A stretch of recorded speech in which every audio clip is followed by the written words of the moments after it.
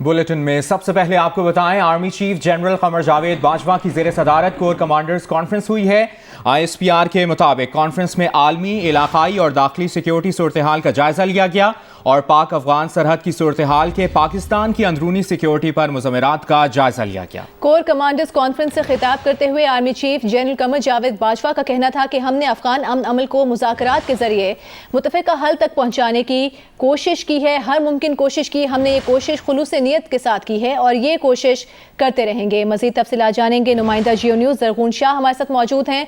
ज़रगून, बताएगा मज़ीद किन अहम मामलात का जायजा लिया गया इस कोर कमांडर्स कॉन्फ्रेंस में? जी, ISPR के मुताबिक army chief general Qamar Javed Bajwa की ज़ेर सदारत 2 रोज़ा कोर कमांडर्स कॉन्फ्रेंस का इनेकाद GHQ रावलपिंडी में हुआ। कॉन्फ्रेंस में आलमी, इलाकाई और दाखिली सूरत हाल का जायजा लिया गया। कॉन्फ्रेंस को पाक अफगान सरहद की सूरत हाल पर तफसीली ब्रीफिंग दी गई। पाक अफगान सरहद की सूरत हाल के पाकिस्तान की अंदरूनी सिक्योरिटी पर मुज़ामरात का भी जायजा लिया गया। आर्मी चीफ का ये कहना था कि हमने अफगान अमन को मुज़ाकरात के जरिए मुतफ़िका हाल तक पहुँचाने की हर मुमकिन कोशिश की।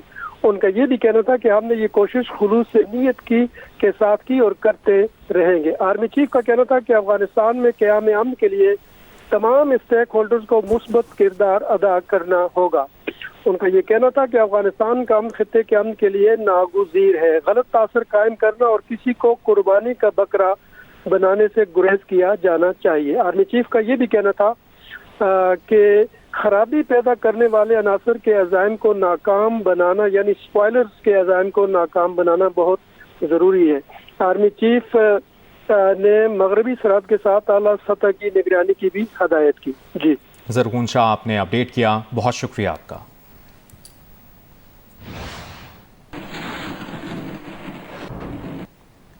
वज़ीर आज़म इमरान खान ने कहा है कि लोग कहते हैं तबाह हो गए, मुल्क तबाह हो गया। अगर ऐसा है तो रिकॉर्ड तादाद में गाड़ियां और मोटरसाइकिलें कैसे फरोख्त हुई? बहावलपुर में किसान कन्वेंशन से खिताब में वज़ीर आज़म ने कहा कि पहले 1.5-2 साल मुल्क को मुस्तहकम किया, अब मुल्क ऊपर जा रहा है। वज़ीर आज़म ने किसानों को सब्सिडी कार्ड और साल के आखिर तक पंजाब के सारे खानदानों को हेल्थ इंश्योरेंस कार्ड देने का ऐलान किया। 10 लाख रुपए तक हर खानदान सरकारी और निजी अस्पताल में इलाज करा सकेगा। आज से 35 साल पहले चाइना और हिंदुस्तान तकरीबन एक जगह खड़े थे। आज चाइना को देखें और हिंदुस्तान को देखें, क्योंकि चाइना ने 70 करोड़ गरीब लोगों को ऊपर उठाया, गुर्बत से ऊपर उठाया, और वो आज दुनिया ये समझती है कि अब चाइना को कोई नहीं रोक सकता कि दुनिया की सबसे बड़ी पावर बने। हिंदुस्तान को देखें, गुर्बत की इंतहा है। अभी देखें जो हालात हैं उनके। जब किसान पैसा बनाएगा, देहात में ज्यादा गुर्बत है। देहात में जब पैसा जाएगा, जिस तरह 1100 अरब रुपया गया है, मजीद गया है, जो पहले से ज्यादा गया है, तो जिस तरह हम देहात में किसानों की मदद करते जाएंगे, मुल्क खुद ही खुशहाल होता जाएगा। आपको पता है कि पाकिस्तान की तारीख के सबसे ज्यादा मोटरसाइकिल बिके हैं इस साल। कभी पाकिस्तान की तारीख में इतना मोटरसाइकिल नहीं बिका। तो लोग कहते हैं तबाह हो गए, मुल्क तबाह हो गया। तो तबाह हो गया तो रिकॉर्ड सारे टूट गए। मोटरसाइकिल, गाड़ियों के रिकॉर्ड टूट गए हैं। कभी इतनी गाड़ी नहीं बिकी। तो मोटरसाइकिल इसलिए बिका क्योंकि देहात में पैसा गया है। सबसे ज्यादा मोटरसाइकिल देहात में बिका है। आगे बढ़ते हैं, आपको बताएं, मौलाना फजलुर रहमान की ज़ेर सदारत PDM का सरबराही इजलास जारी है। इजलास में PDM की हुकूमत मुखालिफ तहरीक के आइंदा मराहिल पर मुशावरत की जा रही है। इजलास में खित्ते की बदलती सूरत हाल पर अपोजिशन के मुश्तरका लाहेअमल पर मुशावरत भी की जा रही है। मजीद तफसील जानेंगे, नुमाइंदा जियो न्यूज़ आसिफ बशीर चौधरी हमारे साथ मौजूद हैं। आसिफ, बताइएगा अब हुकूमत को टफ टाइम देने के लिए क्या मुशावरत जारी है PDM के इजलास में? जी, आज तकरीबन 2.5 माह बाद PDM का जो सरबराही इजलास हुआ है, इसमें कायदीन ने इंतहाई धुआंधार किस्म की और जज्बाती तकारीर जो हैं वो की हैं। हमारे ज़राए ने हमें ये बताया है कि आज के अहम इजलास के अंदर जो मुकर्रीन हैं, जो कायदीन हैं, उनका ये कहना था कि अवाम को अब अमली इक़दाम करके दिखाने की ज़रूरत है। अवाम की जो हालत है वो बहुत ज़्यादा ख़राब है और अवाम की जो ज़िंदगी है वो बहुत तल्ख़ हो चुकी है। तो अब अमली इक़दाम उठाने की ज़रूरत है। इसके बाद بعد جو حکومت مخالف تحریک کے مختلف مراحل ہیں ان کے اوپر بھی تبادلہ خیال کیا گیا، اور اس بات پر بھی آج تبادلہ خیال کیا گیا ہے پی ڈی ایم کے اس اہم اجلاس میں کہ اگر آئندہ انتخابات جو ہوتے ہیں تو ان کو شفاف بنانے کے لیے کیا اقدامات جو ہیں وہ اٹھانا ہوں گے۔ آج کے سربراہی اجلاس جس کی صدارت مولانا فضل الرحمان کر رہے ہیں، اس میں لندن سے میاں نواز شریف بھی شریک ہیں، جبکہ مریم نواز جو ہیں وہ بھی ویڈیو لنک کے ذریعے شریک ہیں، جبکہ اس میں محمود خان اچکزئی اور آفتاب احمد خان شیر پاؤ سمیت جو دیگر تمام جماعتوں کی نمائندگی بھی موجود ہے۔ آج کے اس اہم اجلاس میں جو خطے کی صورتحال ہے، خاص طور پہ افغانستان کے اندر جو تیزی سے چیزیں بدل رہی ہیں، اس کے اوپر بھی تفصیلی غور و خوض کیا گیا ہے، اور اس حوالے سے اپوزیشن کا ایک متفقہ لائحہ عمل جو ہے وہ بنانے کی ضرورت پر زور دیا گیا ہے، اور یہ کہا گیا ہے کہ خطے میں ایسے اقدامات جو ہے وہ کیے جائیں، بہت سوچ سمجھ کر جو اقدامات ہیں ہمیں اٹھانا ہوں گے، ورنہ وقت گزرنے کے بعد جو ہے اس کا ہمیں خمیازہ بھگتنا ہوگا۔ تو ابھی آپ نے تفصیلاً اپڈیٹ کیا، شکریہ آپ کا۔ آگے بڑھتے ہیں، آپ کو بتاتے ہیں سابق وزیر اعظم نواز شریف کے لندن میں معالج نے اپنی رپورٹ لاہور ہائی کورٹ کو بھجوا دی ہے۔ اس رپورٹ میں نواز شریف کو اینجیوگرافی اور ممکنہ اینجیوپلاسٹی کرانے کی تجویز دی گئی ہے۔ رپورٹ میں سابق وزیر اعظم کو ہوائی سفر سے گریز کا بھی مشورہ دیا گیا ہے۔ رپورٹ کر رہے ہیں شاہد حسین۔ سابق وزیر اعظم میاں نواز شریف کے وکیل امجد پرویز نے ڈاکٹر ڈیوڈ لارنس کی رپورٹ لاہور ہائی کورٹ میں جمع کرائی۔ رپورٹ میں کہا گیا ہے کہ کووڈ کی وجہ سے نواز شریف کی بیماری کو ادویات کے ذریعے مینج کیا گیا۔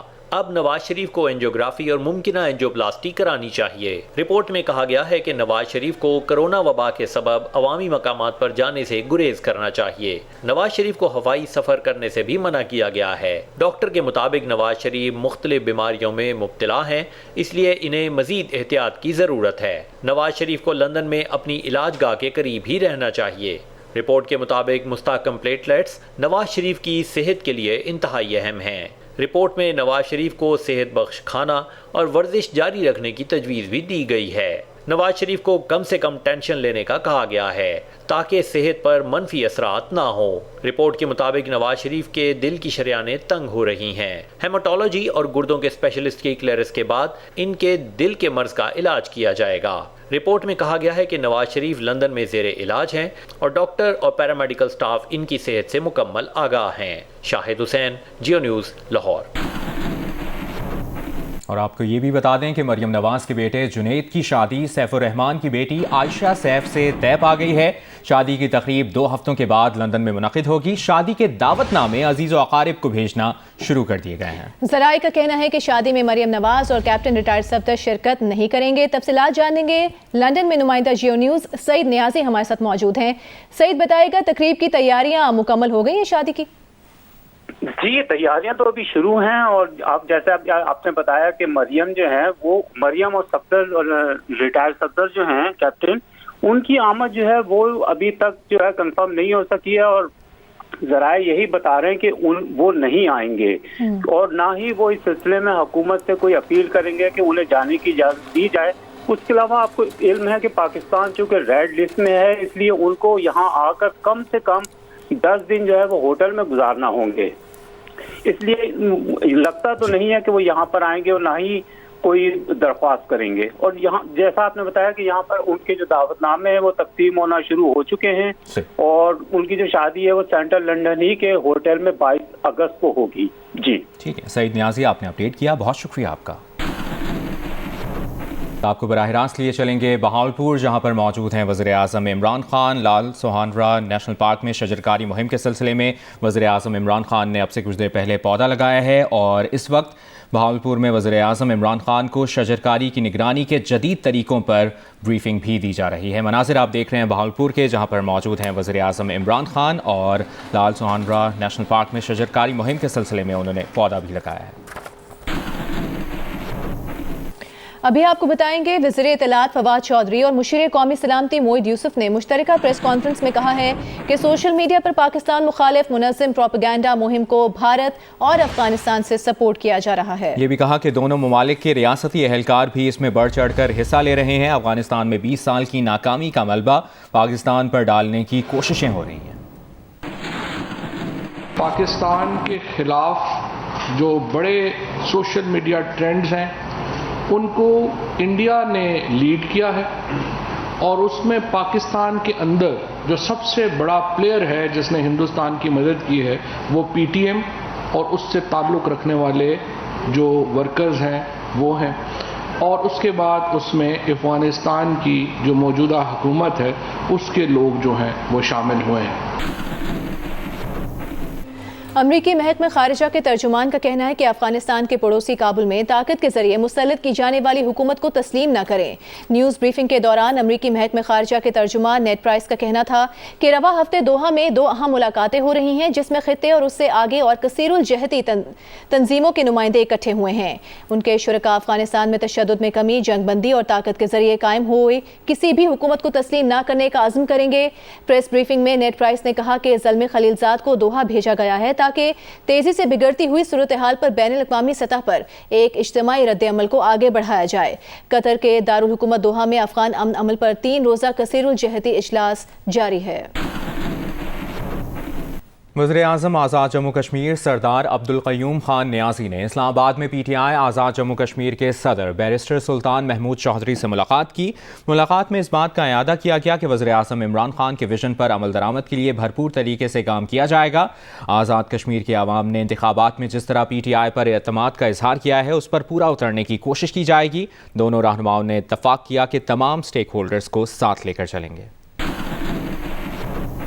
پاکستان سٹیل مل سٹیک ہولڈرز گروپ نے پاکستان سٹیل ملز کی بحالی کے منصوبے کی شفافیت پر سوال اٹھا دیا ہے۔ گروپ نے وزیر نجکاری اور وزیر صنعت و پیداوار کو خط لکھ دیا ہے۔ خط میں مزید کیا لکھا ہے؟ جیو نیوز کے نمائندے ریاض اینڈی ہمارے ساتھ موجود ہیں، وہ بتائیں گے۔ ریاض بتائیے گا۔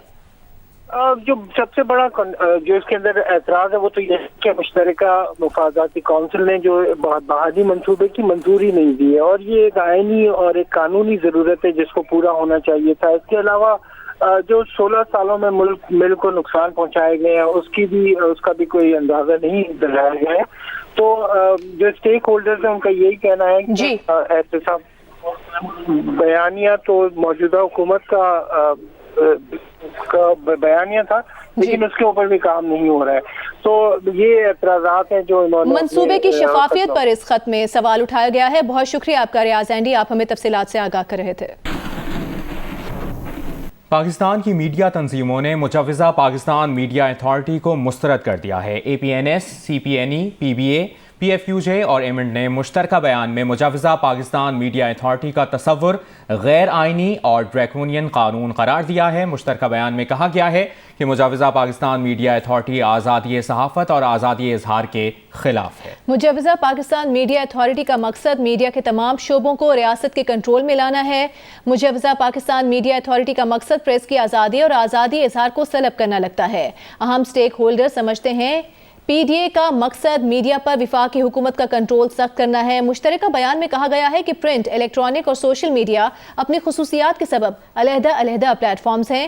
سینٹ قومی اسمبلی کا مشترکہ اجلاس بلا کر مجوزہ پاکستان میڈیا اتھارٹی مسترد کیا جائے۔ تھرپارکر کول مائننگ کمپنی میں مزدور دودو بھیل کے مبینہ تشدد کی تحقیقات کے سلسلے میں وفاقی وزارت انسانی حقوق کے 15 رکنی مشن نے قتل کی فیکٹ فائنڈنگ رپورٹ حکومت کو جمع کرا دی ہے۔ تفصیل جانتے ہیں، نمائندہ جیو نیوز حامد شیخ نے ہمیں جوائن کیا ہے۔ جی حامد، اپڈیٹ کیجیے گا۔ دیکھیں کہ تقریباً ماہ جون کا یہ واقعہ ہے جب ضلع تھرپارکر کے تھرکل کے مائنس میں جو ایک مزدور تھے دودو بھیل، ان کو ٹارچر کرنے کے بعد یہ ہلاک ہو گئے تھے۔ اس واقعے کی انکوائری کے لیے وفاقی وزیر کی جو انسانی حقوق ہیں ڈاکٹر شری کی مزاری کی جانب سے یہ ایک انکوائری کمیشن مطابق کام کیا گیا تھا۔ یہ 15 رکنی فیکٹ فائنڈنگ ایک کمیشن تھا جس کی سربراہی رکن قومی اسمبلی پی ٹی آئی کے اور یہ لال چند مالی تھے۔ یہ ان 15 رکنی کمیٹی میں مختلف سوسائٹی نمائندے شامل تھے۔ ان لوگوں نے فیکٹ فائنڈنگ جمع کی، مختلف متاثرین سے جا کے گھروں میں جا کے ملاقاتیں کی، گرسوں سے ملاقاتیں کی۔ اس کے بعد ٹھیک ہے، بہت شکریہ آپ کا حامد شیخ، آپ ہمیں تفصیلات سے آگاہ کر رہے تھے۔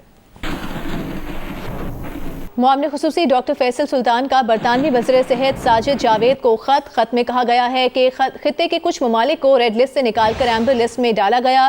کرونا کے علاقائی اعداد و شمار کے تناظر میں اس فیصلے سے پاکستان اور برطانیہ میں مایوسی ہوئی. پاکستان اپنے ان شہریوں کو سفر کی اجازت نہیں دے گا جو دوسروں کی صحت کے لیے خطرہ ہوں. ڈاکٹر فیصل سلطان نے کہا کہ ڈیٹا سے پاکستان اور ایمبر لسٹ ممالک کے درمیان پائی جانے والی تفریق واضح ہے. ریڈ لسٹ میں ڈالنے کے وقت پاکستان میں کرونا کیسز کی تعداد کم تھی. فیصل سلطان نے برطانوی وزیر کو تجاویز دیں کہ سفر کرنے والوں کو WHO کی مستند ویکسین لگی ہو، منزل مقصود پر پہنچنے سے 72 گھنٹے پہلے PCR ٹیسٹ ہوا ہو اور پری ڈپارچر اینٹیجن ٹیسٹ ایئرپورٹ پر کیا جائے.